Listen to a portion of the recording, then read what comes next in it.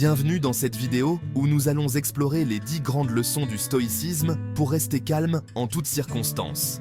Le stoïcisme, une philosophie née il y a plus de 2000 ans dans la Grèce antique, nous offre des principes intemporels pour mieux gérer nos émotions et garder notre sérénité. Cette sagesse nous enseigne à affronter la vie avec résilience et à trouver la tranquillité même au milieu des tempêtes. Que vous soyez confronté à des problèmes quotidiens ou à des événements plus importants, ces leçons peuvent transformer votre manière d'aborder le monde. Plongeons ensemble dans cette sagesse ancienne, transmise par des philosophes comme Épictète, Sénèque et Marc Aurèle, qui, malgré les siècles qui nous séparent, résonnent toujours aussi fortement aujourd'hui. Leçon 1. Reconnaître ce qui dépend de nous. La première leçon du stoïcisme est de comprendre ce qui est sous notre contrôle et ce qui ne l'est pas. Comme l'a dit Épictète, certaines choses dépendent de nous, d'autres non. Cela paraît simple, mais cette distinction est cruciale. Nous ne pouvons pas changer les événements extérieurs, les opinions des autres ou les circonstances, mais nous pouvons choisir comment y réagir. Se concentrer sur ce que l'on peut contrôler, c'est-à-dire nos pensées, nos actions et nos attitudes, est la clé pour rester calme face à l'adversité. Cette approche nous libère du stress inutile et nous permet de diriger notre énergie là où elle peut avoir un impact réel. En identifiant ce qui dépend de nous, nous cessons de gaspiller notre temps et notre esprit sur des choses qui échappent à notre pouvoir. Leçon 2. Se préparer aux obstacles. Les stoïciens pratiquaient une technique appelée préméditation des mots, ou cela consiste à imaginer à l'avance les obstacles ou difficultés que l'on pourrait rencontrer. Pour eux, cette anticipation n'était pas du pessimisme, mais une façon de se fortifier mentalement. En vous préparant aux éventualités négatives, vous vous armez contre le choc émotionnel lorsque les choses ne se déroulent pas comme prévu. Ainsi, lorsque les défis surviennent, ils ne sont plus des surprises accablantes, mais des événements pour lesquels vous êtes mentalement prêt. En anticipant les problèmes, vous leur enlevez leur pouvoir de vous perturber et vous pouvez réagir avec calme et sagesse. Leçon 3. La nature des choses. Les stoïciens croyaient que tout dans l'univers suit un ordre naturel. Rien n'arrive par hasard, et chaque événement fait partie d'un tout plus grand que nous. Lorsque nous luttons contre cette réalité, nous nous épuisons inutilement. Si nous acceptons que tout a une place dans la nature, même les événements désagréables, nous pouvons mieux naviguer à travers eux. Comme le dit Marc Aurèle, la nature ne fait rien en vain.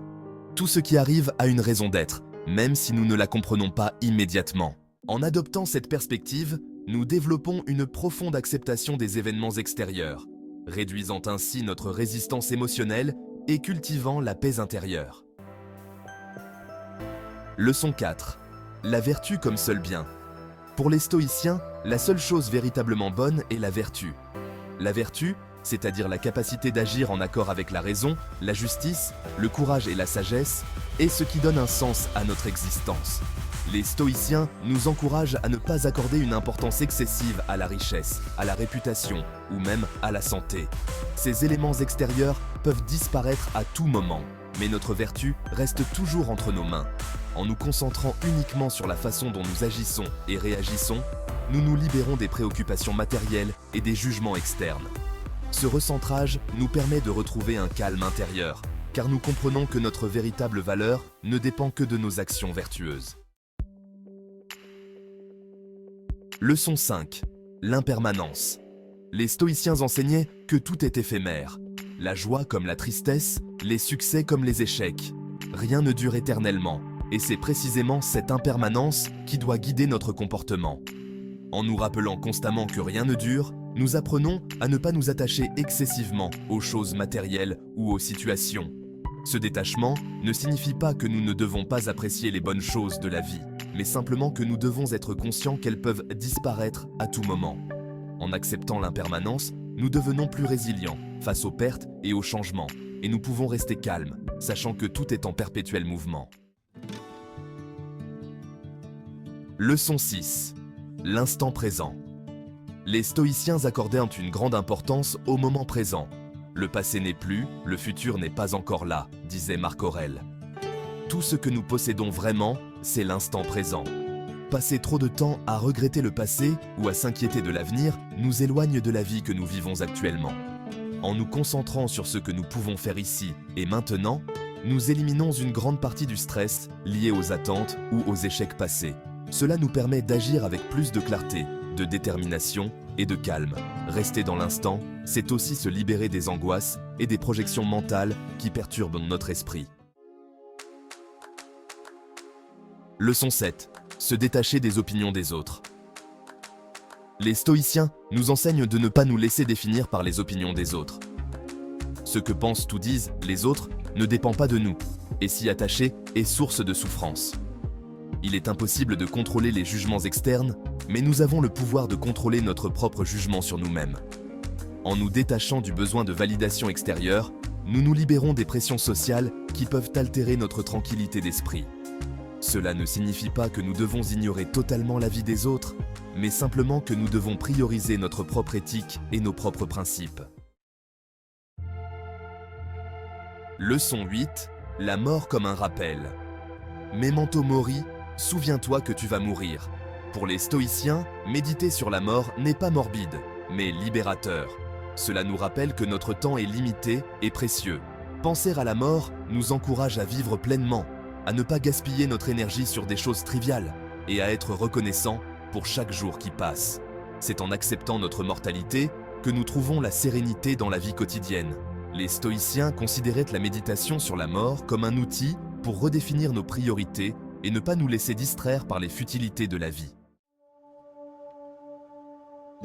Leçon 9. La force de l'acceptation.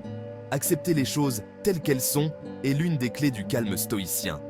Cela ne signifie pas être passif ou résigné, mais simplement ne pas résister inutilement aux événements sur lesquels nous n'avons aucun contrôle. En acceptant ce qui est, nous pouvons diriger nos efforts vers des actions constructives, sans nous laisser submerger par des frustrations inutiles. L'acceptation permet de conserver notre énergie mentale et émotionnelle pour des choses plus positives et nous protège des colères et des angoisses liées à des situations incontrôlables. Leçon 10. Pratiquer la gratitude. Enfin, la gratitude est une pratique essentielle pour les stoïciens.